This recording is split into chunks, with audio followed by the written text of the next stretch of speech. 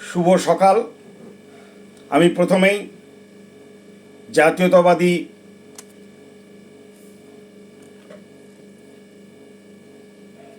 সংগ্রামে বিশ্বাসী জাতীয় কংগ্রেস, যুব কংগ্রেস, মহিলা কংগ্রেস, কিষাণ কংগ্রেস এবং অন্যান্য যে কংগ্রেসের সংগঠনগুলি আছেন তাদের সবাইকে জানাই আমার আন্তরিক শ্রদ্ধা এবং ভালোবাসা।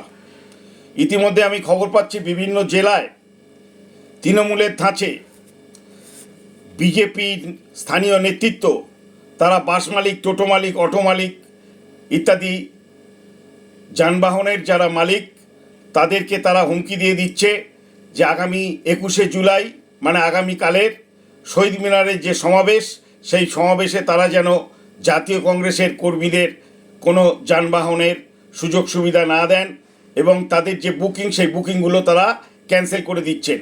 এমতো অবস্থায় আমি আপনাদের কাছে একটা অনুরোধ করব যে যত বাধা আসুক না কেন, 1997 সালের পরে এই প্রথম আমরা আমাদের যুব কংগ্রেসের ব্যানারে তথা জাতীয় কংগ্রেসের আহ্বানে আগামীকাল শহীদ মিনারে আমরা আমাদের সমাবেশ করতে চলেছি।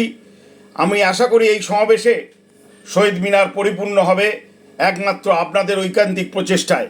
সুতরাং যত বাধা বিপত্তি আসুক না কেন, আগামীকালের এই সমাবেশকে আমাদের সাফল্যমণ্ডিত করতে হবে। এই শপথ আমাদের নিতে হবে, কারণ অন্য যে 3টি শহীদ স্মরণে সমাবেশ করার চেষ্টা করা হচ্ছে, 3টেই হচ্ছে বিজেপি প্রসিত, অর্থাৎ পেছন থেকে বিজেপি তাদের সাহায্য করছেন যাতে তাদের সমাবেশের সাফল্য মিডিয়া তুলে ধরতে পারে। যে গদি মিডিয়া মোদি এবং বিজেপির জন্য কাজ করে, তাদের সাহায্যার্থে তারা এই ধরনের কার্যকলাপ করছেন।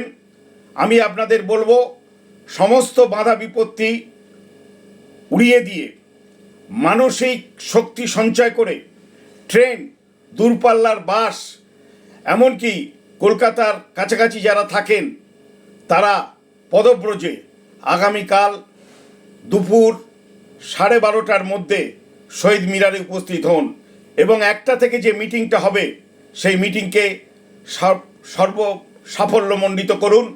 সব দিক থেকে এই মিটিং যেন দার্জিলিং থেকে বঙ্গোপসাগর সমস্ত পশ্চিমবাংলার জাতীয় কংগ্রেস কর্মী, সাধারণ মানুষ প্রত্যেকের কাছে একটা বার্তা নিয়ে যায় যে আগামী দিনে যেমন তৃণমূল সরকারের পতন ঘটেছে, এই বিজেপি সরকারও দীর্ঘদিন স্থায়ী হবে না।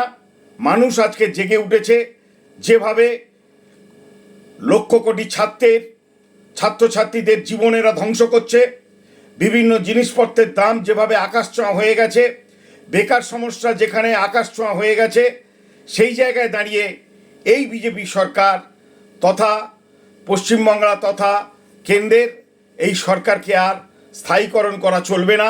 অবিলম্বে এই সরকারের বিরুদ্ধে আমাদেরকে গর্জে উঠতে হবে। সেই জন্যে আগামী দিন হচ্ছে তার প্রথম শপথ। এই 21শে জুলাই শহীদ মিনারে আপনারা সবাই আসবেন, এই কামনা করে আপনাদের সবাইকে আমার আন্তরিক ধন্যবাদ এবং কৃতজ্ঞতা জানিয়ে আমি আমার এই ছোট্ট বক্তব্য শেষ করছি। জয় হিন্দ, বন্দে মাতরম, জাতীয় কংগ্রেস জিন্দাবাদ।